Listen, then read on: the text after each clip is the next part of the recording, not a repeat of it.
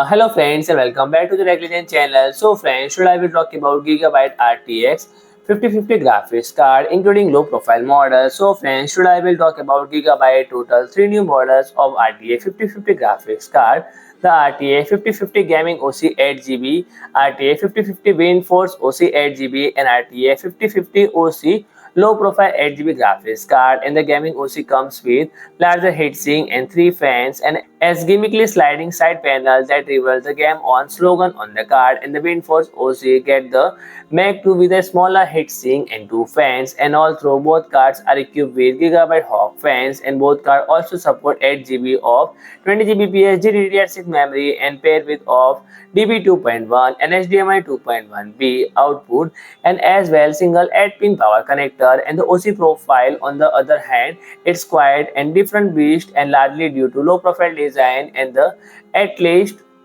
all through it's for the same memory and the larger card, and it only gets the DB 2.1 output, and the second DB output is older 1.4B flavor. So friend, the card absolutely has a smaller heatsink and Gigabyte supply a low profile bracket. So friend, if you like my video, please do like, share and comment, and don't forget to subscribe my channel and press the bell icon.